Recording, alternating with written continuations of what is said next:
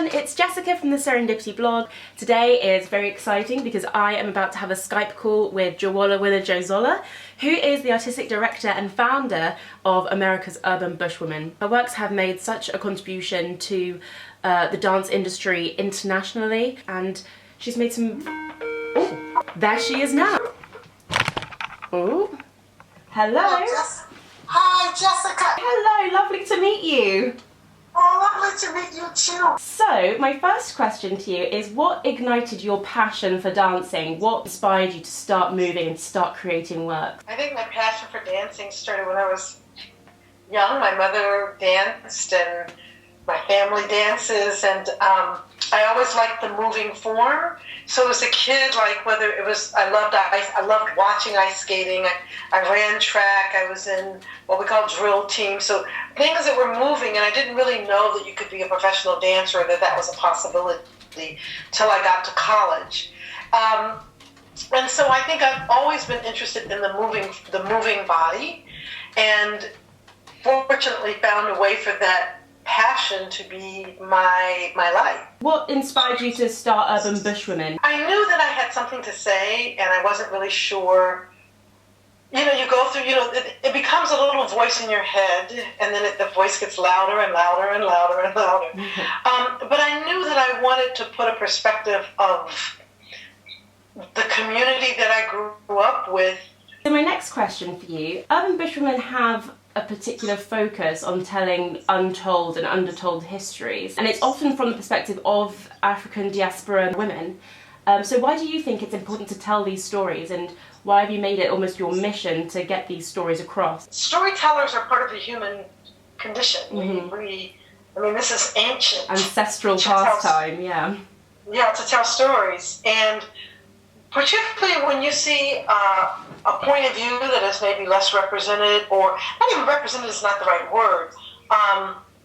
We all have stories to tell, and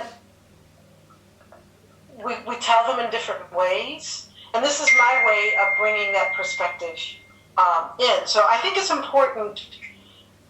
We are global in how we think. We are Black American, and I think that gives us a particular point of view.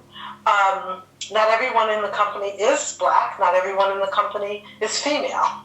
Our rootedness of our identity is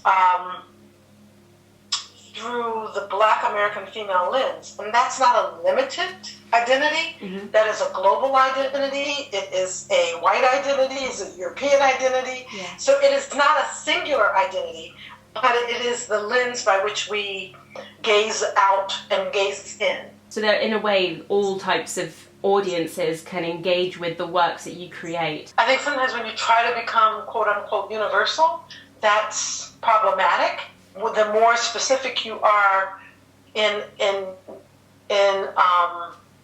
bringing a narrative about how you're looking at a particular aspect of the human condition, then I think the more it can land with more people. What were some of the issues and challenges when you began your career? Finances, a Black woman running the company, not having, the kinds of resources. Yeah. We know that in the United States, women make less money, like I think it's about 75 cents to the dollar. Okay. We know that women in the arts get less money in grants, commissions. So we know that, and we know that Black women get even less. We know that racism exists, and so if it exists in the world, it's going to exist in the dance community. Yeah. There are a lot of unexamined assumptions. And so I think those make for the conditions by which you decide to do your work and how you're going to address those. So, it is not easy. We're warriors. Yeah. And we keep moving forward because it is necessary. Mm-hmm. And how do you feel that any of these issues have changed since the company's inception? Maybe progression backward.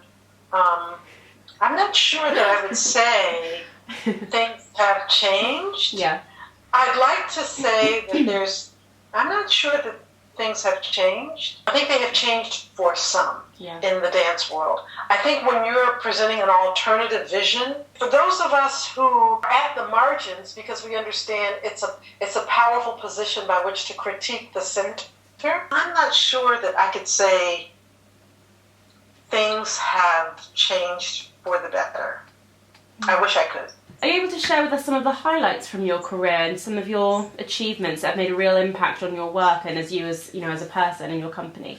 I think that, when I began again, I didn't really think about, okay, I'm going to create a powerful dance company that's going to last for 31 years.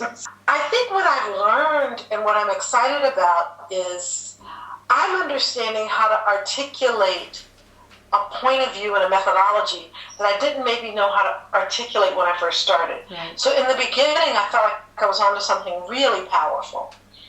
And then the task of running a dance company overshadowed, I feel like, my creative output. I feel like I've gotten back to that creative output, and it's even stronger because I know how to articulate it, and I can now notice when something is overshadowing it. I didn't have that. For me, the highlights are, when I see the dancers when they leave the company and they go out and do powerful things, then the leadership development that we've done as a part of the work, that's very satisfying to me. Yeah. So I never see that as competition. I see that as success. Yeah. So you really put value into dancers and dance artists who can then go forward and make impactful work or kind of events of their own. We want to change the world. So the more people that are out there that have the voice, that have the agency, that have the skill to do that in dance, then that's better. A big movement is a good thing. Let's Dance International Frontiers will feature the UK debut of Walking with Train, inspired by the life and career of John Coltrane. So how has his music inspired you and influenced your choreographic process? We were just talking about jazz and individuality. So how did that really influence the choreographic process? Each work that we embark upon is really research based. It's not a biopic of John Coltrane. Yeah. We spent a lot of time really looking at his musical influences and then how they show up in us. So everything from both of his grandfathers were preachers. That Black American preaching style shows up in us and in our rhythms, and how do we then make that an examined thing and bring that forward. Mm-hmm. Researching his musical influences and his life's journey. He was an addict at one point and overcame that cold turkey. Wow. He started in the church. His mother was a classical singer. We looked at that as looking at these things as states. So the state of of being in the church. What is the state of being in the band and being in a jam session? What is that state? And that's often the way that I approach or create the work. Are we talking about kind of emotional and physical states, that kind of thing? Yes. Emotional, physical, absolutely. So how the emotion is embodied. How is that history embodied? It's one of the things that was so brilliant about Coltrane is that when you heard his music, you heard the spiritual influence, you heard the blues, you heard, bebop. So what does it mean to claim all of that as a way of processing information in the world? Yeah. And delivering it then back out. And when you go about creating the initial movement content, there's loads of time where it's all developing, etc., etc. Do you use your own set repertoire that you then go with, or do you work with improvisation? Like, where do you start? Where is the first point for you when you're creating work? It's different. Again, the first point is research, and then that research has to be embodied. And we do what we call experiential embodied research. Okay. So we might go out to a jam session together, experience that, and then come into the studio and then look at and talk about what we experienced and how does that come into our body. So the dancers are generating material. We're really an ensemble in that the dancers they're the generative makers, and I'm the directorial eye that's editing and shaping doing those kinds of things. So it definitely starts with improvisation, discussion, research. You will also be speaking at the Black Women in Dance Conference, Stepping Out of the Barriers. What messages do you hope to raise, and what do you hope will come from the audience? Well, I think the thing that I'm interested in right now is how do we decolonize our methodologies, and how do we decenter whiteness as a construct of what is good in dance, out the hierarchies of ballet. How do we decenter that from our own aesthetic and what we value? It may be that that you're like an Alonzo King or a Misty Copeland, and that's exactly what you value, and that's powerful. The dominant form of ballet and certain approaches to modern dance are the measurements of what is considered good or bad. Yeah.